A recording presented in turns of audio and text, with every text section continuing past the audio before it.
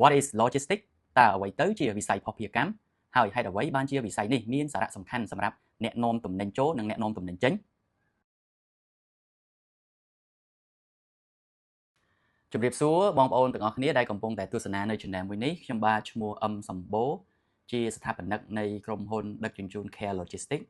ដែលមានបទពិសោធន៍13ឆ្នាំក្នុងវិស័យភស្តុភារកម្មនិងដឹកជញ្ជូនអន្តរជាតិក្នុងអំឡុងពេលការងាររយៈពេល13ឆ្នាំនេះខ្ញុំបានរៀនសូត្រជាច្រើនអំពីបញ្ហានិងដំណោះស្រាយជាច្រើនដែលពាក់ព័ន្ធទៅនឹងការដឹកជញ្ជូនទំនិញទាំង local transportation និង global transportation ហេតុនេះហើយបានជាខ្ញុំបង្កើត channel YouTube របស់ខ្ញុំមួយនេះឡើងដែលមានឈ្មោះថា Logistics Knowledge ជាខេមរៈភាសាខ្ញុំបានបើកវងកញ្ចក់ថាភស្តុភារកម្មគឺបង្កើតឡើងដើម្បីចែករំលែកចំណេះដឹងនិងបទពិសោធន៍ដែលខ្ញុំមានទៅកាន់អ្នកទាំងអស់គ្នាដែលចង់រៀនសូត្រដែលចង់បង្កើនចំណេះដឹងក្នុងវិស័យមួយនេះឥឡូវយើងចូលដល់អត្ថប្រយោជន៍សម្រាប់ viewer មានថាអត្ថប្រយោជន៍សម្រាប់លោកស្រីដែលចំណាយពេលវេលាតាមដាន channel YouTube របស់ខ្ញុំតើវាមានអត្ថប្រយោជន៍អីខ្លះអូខេអញ្ចឹងទី1 viewer នឹងយល់ដឹងពីរបៀបដំណើរការរបស់ logistics តាំងពីទំនិញចេញពីរោងចក្រនៅ origin country រហូតមកដល់ដៃអតិថិជនដែលនៅគោលដៅចុងក្រោយដែលយើងហៅថា destination country សម្រាប់អត្ថប្រយោជន៍ទី2សម្រាប់ viewer នឹងទទួលបានគន្លឹះឬក៏តាក់ទិចដែលយើងហៅថា tip and trick ដើម្បីដោះស្រាយបញ្ហាដែលជួបប្រទះក្នុងការងារមានថាសម្រាប់បងប្អូនដែលកំពុងតែធ្វើការងារវិស័យនេះអាចជាមានគន្លឹះក្នុងការវិធីក្នុងការដោះស្រាយនិងទី2អំឡុងពេលដឹកជញ្ជូនកន្លែងនេះគឺចង់ផ្ដោតទៅលើអ្នកដែលកំពុងតែនាំចូលទំនិញនៅពេលដែលអំឡុងពេលដឹកជញ្ជូនមានបញ្ហាដែលយើងគួរតែដោះស្រាយបែបណាអូខេអញ្ចឹងសម្រាប់អត្ថប្រយោជន៍ទី3លោកស្រីដូចជាមាន advisor មួយមានថាជាអ្នកចាំប្រឹក្សាយោបល់មួយនៅពេលដែលលោកស្រីមានសំណួរអត់ដឹងសួរពីណាគេលោកស្រីអាចទៅឃើញ channel ខ្ញុំអាច comment សួរខាងក្រោមឬក៏មានបញ្ហាដឹកជញ្ជូនជាប់អីវ៉ាន់ជាប់ឯកសារ delay កប៉ាល់មួយឡៃបានវាជា delay អីអញ្ចឹងទៅលោកស្រីអាច comment នៅក្នុងវីដេអូរបស់ខ្ញុំគ្រប់វីដេអូទាំងអស់ខ្ញុំនឹងឆ្លើយនឹង comment ទាំងអស់សម្រាប់គ្រប់វីដេអូក្នុង channel YouTube មួយនេះហើយបើសំណួរខ្លះយើងឆ្លើយវាខ្លីយើងឆ្លើយ comment ដែរសំណួរខ្លះយើងគិតថាយើងត្រូវការឆ្លើយធ្វើវីដេអូខ្ញុំនឹងធ្វើវីដេអូឆ្លើយសម្រាប់សំណួររបស់លោកស្រីអូខេអញ្ចឹងយើងចូលដល់ពីគោលបំណងនៃការបង្កើត channel សម្រាប់គោលបំណងទី1ចែករំលែកចំណេះដឹងផ្នែក logistics ទៅកាន់យុវជនយុវនារីជំនាន់ក្រោយដែលស្រឡាញ់និងចង់រកការងារធ្វើក្នុងវិស័យមួយនេះកាលពី13ឆ្នាំមុនសម្រាប់ខ្ញុំគឺចូលធ្វើការដំបូងគឺប្រាក់ខែចន្លោះអាចថា300តែស្ថានភាពឥឡូវនេះសម្រាប់អ្នកដែលស្រឡាញ់វិស័យហ្នឹងហើយចង់រកការងារធ្វើទោះបីជា no experience មានថាអត់មានបទពិសោធន៍ក៏ដោយអាចថាចេះភាសាអង់គ្លេសហើយនិងភាសាចិនកាន់តែល្អ no experience តែចេះភាសាអាចចន្លោះប្រាក់ខែអាចចន្លោះពី400ទៅ600គឺសម្រាប់ sale ធម្មតាឬក៏ operation ធម្មតាបើ level គាត់មាន experience 2ទៅ3ឆ្នាំហើយគាត់ចេះភាសាទៀតអាចជា level manager operation manager ឬក៏ sales manager អាចទទួលបានប្រាក់ខែលើសពី1000លើសពី 1k អូខេហើយសម្រាប់គោលបំណងទី2របស់ខ្ញុំគឺជួយដល់អ្នកដែលធ្វើការក្នុងវិស័យមួយនេះឲ្យយល់ដឹងបន្ថែមអំពីដំណើរការដឹកជញ្ជូននិងរបៀបដោះស្រាយអញ្ចឹងសម្រាប់គោលបំណងទី2គឺសម្រាប់អ្នកដែលកំពុងតែធ្វើការក្នុងវិស័យនេះផ្ទាល់សម្រាប់គោលបំណងទី3ជូនជាពិសេសសម្រាប់អ្នកនាំចូលទំនិញដែលយើងហៅថា importer ឬក៏ exporter អ្នកនាំចេញឬក៏អ្នកនាំចូលទំនិញយើងនឹងចែករំលែកអំពីវិធីសាស្ត្រក្នុងការជួយសន្សំសំចៃថ្លៃដឹកទំនិញហើយបន្តិចទៀតខ្ញុំនឹងលើកឧទាហរណ៍ថាបើយើងចេះដឹងពីវាតើយើង save បានយ៉ាងដូចម្ដេចគឺយើងសម្រាប់គោលបំណងទី3សម្រាប់អ្នកនាំចេញនាំចូលជួយសន្សំសំចៃនៅពេលដែលយើងសន្សំសំចៃថ្លៃដឹកទំនិញធូរវាជាកត្តានាំឲ្យថ្លៃទំនិញយើងក៏ធូរដូចគ្នាអញ្ចឹងកន្លែងនេះខ្ញុំលើកឧទាហរណ៍ពិតមួយសម្រាប់ client របស់ខ្ញុំអតិថិជនរបស់ខ្ញុំអាចជួយគាត់ save cost មួយទូ$1000ឧទាហរណ៍ជាក់ស្ដែងគាត់នាំទំនិញមួយទូ container មកពីប្រទេសចិនមួយទូ40 feet ពេញ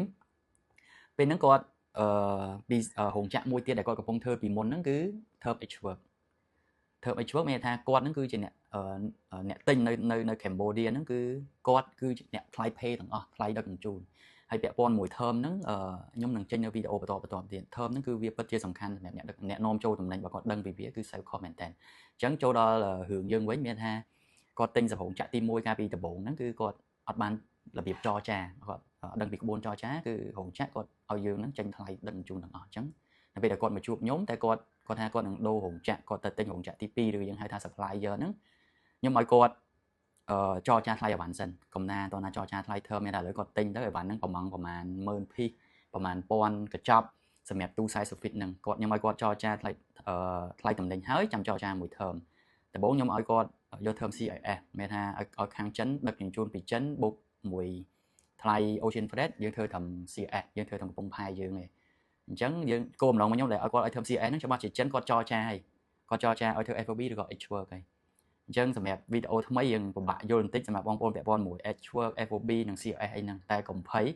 យើងនឹងទៅវីដេអូបន្តទៀតខ្ញុំនឹងចែករំលែកអំពីធើមហ្នឹងអញ្ចឹងគ្រាន់តែជារួមមកការចរចាគឺជាទូទៅគឺអ្នកទិញតំណែងវាច្រើនគឺ H1 និង FOB ហើយតែបើយើងបាន CIS គឺវាពិតជាចំណេញយើងមែនតើអញ្ចឹងចំណេញមួយទូ1000ក្នុងលក្ខខណ្ឌបែបណាការពីរោងចក្រទី1គាត់ធ្វើ H-work តែរោងចក្រទី2ខ្ញុំជួយ advice គាត់ទៅគាត់ចរចាមកត្រឹម FOB អញ្ចឹងពី H-work មក FOB ពីធំកន្លែងហ្នឹងមកទូ